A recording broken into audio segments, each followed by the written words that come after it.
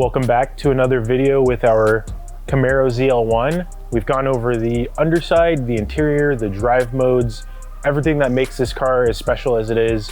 And now we're here to take a look under the hood at this LT4 Supercharged V8, which is a very potent power plant. Same engine that comes in the C7 Z06, a few different modifications to make it fit for this car. Esparza, what do you think of this thing? So I love this part. This is the heart of the beast.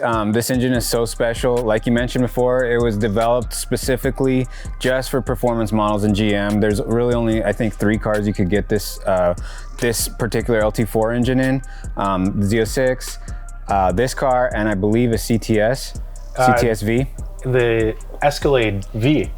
Okay. Yeah. So something really special. This engine's hand built. I mean, that alone tells you, you know, this is not for mass production. This thing is special. It even has the little, you know, Jason Neal built this engine. So Jason Neal. You're on a first name basis with your engine builder right off the bat. But yeah, this thing, it's got so many cool tricks. It's got everything that you would do to upgrade a normal Camaro SS. They did it for you. And that's what differentiates this. Forged internals, that's a huge thing, especially you're gonna add boost onto this. We'll talk a little bit about the supercharger, but yeah, just the engine itself is built to handle it. Forged rods, forged crank, forged pistons, everything to handle this. 10-to-1 compression ratio. Obviously it's a 6.2 liter, the Eaton supercharger. It's got a twin brick intercooler system. So it actually stays cool. The intake air temperatures, we've never seen them get too crazy on this car, but it really puts down the power. The supercharger is like instant torque, which is a nice way to boost. You know, there's turbo cars, there's supercharged cars. You feel the boost and the torque right away on this car. Not only do you feel it right away, but it's throughout the entire rev range. Right. It doesn't really fall off. There's power, you know, anywhere, wherever you put your foot down. So that makes it an extremely fun car to drive, giving you all that power right up front. Right. And you mentioned the oiling system has been changed from the Corvette on this to fit in this chassis. So in the Corvette, it has a dry sump oil system, right? So it uses like 10.5 quarts of oil, huge container for all of that oil to go in.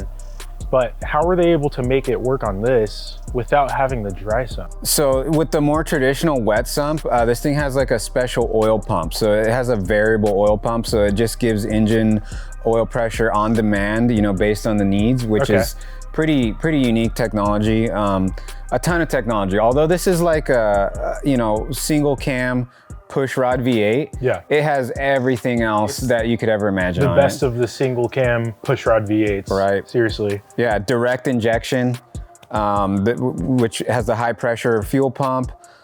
So it's just tuned right. There's you know, there's guys that are doing some aftermarket stuff. I mean, the number one thing I see, like right off the bat, you put a pulley on them, right? Yeah. But you know, this thing has plenty of power. I would probably get used to this first and see what you need to do from there. But it's just such a good foundation. Even guys that are adding power to it, most of them are still in the stock bottom end. Yeah. So that'll tell you how strong this engine is. The fact that they can give you a car with this kind of performance with a warranty is just insane, you know?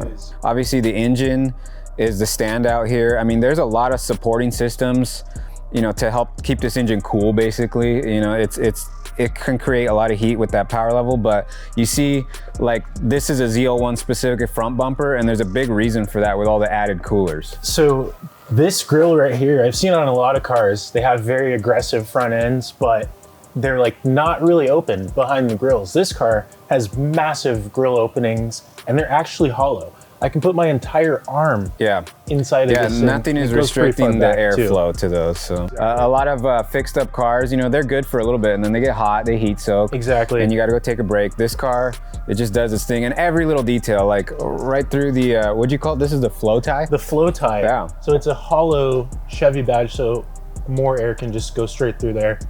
That's pretty cool. That's cool. Don't really see that on cars. No, distinguishing feature, and it just kind of lets you know no detail was overlooked on this thing. It's just all business, all performance. So. Yep.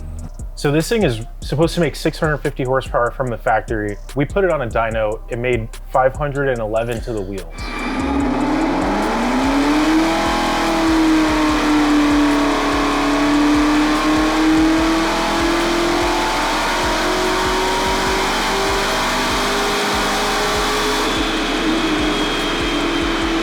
511. So yeah, there's some caveats to that. You know, the dyno, you're not getting the airflow that you get. You know, if you were in that power band, you'd be going 100 miles an hour and just getting all kinds of airflow in this thing. But still very respectable. 511 to the wheel. I think it was 100 degrees out that day that we dynoed it. Something like that. And it's sending it through a 10 speed. You know, automatics are always going to show less horsepower on the dyno versus, you know, less moving parts to a manual. Yeah, and so that power number, you know, 650, there is other muscle cars out there that advertise a bigger number, but we've pitted this against, you know, the top muscle cars out there, Hellcats, and this thing holds its own. I mean, it's just the way it puts the power down is unique to this car. The chassis is like so balanced, and you know, if you're doing straight line racing, you know, yeah, maybe a Demon or something might beat it, but we took this car out to Willow Springs, and that's where you like really see that, you know, that straight line top power number. It's not everything, because out at Willow Springs, the way this chassis is developed, the way it puts the power down, this car really came to life out there, and that's where you see all that hard work that GM put into engineering this thing. Just grips, dives into turns well, comes out well, doesn't really slip the tires too much, and even being down, you know, what, 67 horsepower compared to a Hellcat, which we put it head to head with, this thing held its own in every single situation, every scenario where we were racing head to head with that car. So. Yeah, this thing really surprised me, because on paper, it's still an amazing car. Definitely. But the driving feel of this is where this thing stands out. You get behind the wheel and you're really gonna love this car. Turn into Michael Schumacher right away. Yeah, there you go. If you want your chance to get behind the wheel of this ZL1, plus put $10,000 cash in your pocket, tap the link below, head over to freedomstreetgarage.com and get your entries now.